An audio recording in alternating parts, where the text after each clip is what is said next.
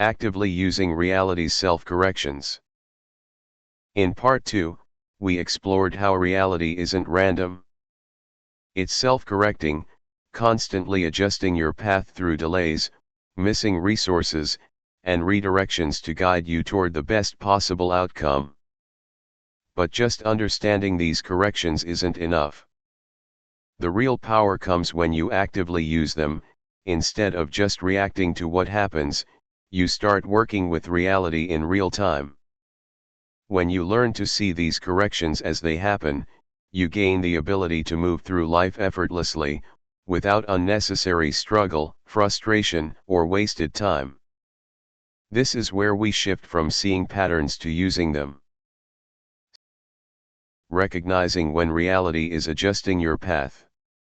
At first, reality's corrections feel like obstacles. But once you train yourself to recognize them, they become signals. Common signs that reality is correcting you in real time. You keep getting delayed for no clear reason. Something you expected to be available is suddenly missing. Your original plan starts feeling off, right before you take action.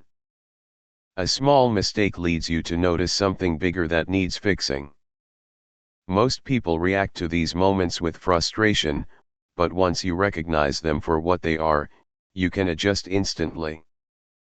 Example: you're working on a project and your battery suddenly dies. You stop to recharge it, but while waiting, you take a step back and realize you were about to make a small but critical mistake. If the battery hadn't died, you wouldn't have time to notice the possible mistake. How to use this? Instead of getting annoyed when something interrupts your flow, ask what it's trying to show you. Start seeing interruptions as hidden opportunities to refine your approach. Learning to move with reality's corrections instead of against them. Once you recognize that reality corrects in real time, the next step is learning how to adjust smoothly instead of resisting. If you get delayed, slow down and observe. Sometimes delays are forcing you to see something important before you continue. Instead of fighting the delay, take a step back and look around. What are you missing? Example: you plan to finish a task by noon, but you keep getting distracted. Instead of forcing yourself to push through, you pause and realize you forgot an important detail. The delay wasn't just wasted time. It was keeping you from rushing into a mistake. How to use this? If you keep facing resistance in one direction, don't double down. Step back and reassess. If a resource is missing, find a better approach. When you run out of something, don't see it as a limitation, see it as a shift in direction. Often, these moments force you to find a more efficient, or creative solution. Example: you need 20 screws to finish a structure, but you only have 15. Instead of stopping, you rethink your design and realize you can connect the pieces differently, making it even stronger while using fewer materials. How to use this? Next time you run out of something, ask, is this making me rethink something I should have noticed earlier? If something blocks your path completely, look for the redirection. Sometimes, no matter what you do, a plan just won't work. This isn't failure, it's reality shifting you towards something better. If a door keeps closing, another one is opening.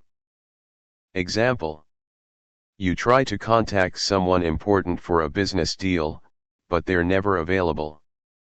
A week later, someone else unexpectedly enters your life, someone with an even better connections, who can move things forward faster. How to use this? When something big doesn't work out, look around. What new option have just appeared? Training yourself to adjust instantly. How to develop instant adaptability. First, always expect reality to adjust. If you assume everything will go 100% according to plan, you'll be frustrated every time something shifts. Instead, start every project knowing that adjustments will happen. Practice. When planning something, leave space for changes instead of trying to control every detail. Second, if something feels off, pause before acting. If you feel even a small hesitation before making a move, stop for a moment and reassess. Many mistakes happen because people ignore that initial feeling. Practice. The next time you feel hesitation, step back and look at the situation before pushing forward. Third, move in the direction that feels open. Reality always creates a path of least resistance. If you hit a wall in one direction, try another approach. Often, the easier path is the better one. Practice. Instead of forcing things, learn to recognize when an action feels frictionless. That's usually the right move. Merging reality's corrections with your own decision-making. When you fully integrate this, your choices will start aligning naturally with reality's flow. Signs you're mastering this skill.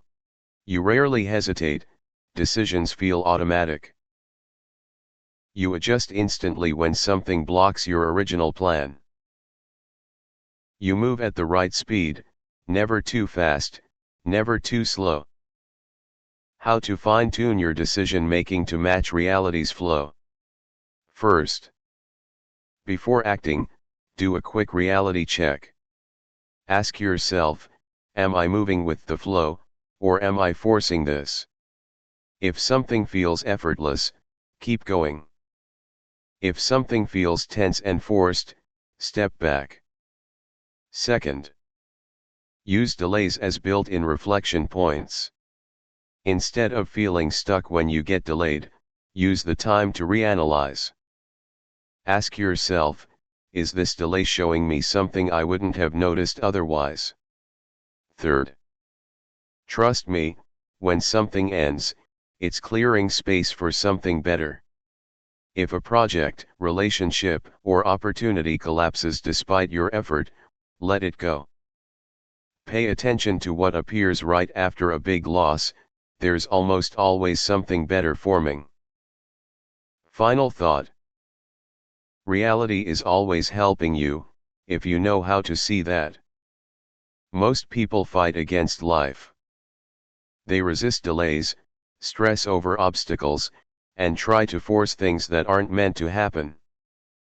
But once you start working with reality's corrections instead of against them, everything changes. You no longer waste energy fighting obstacles, you adjust instantly.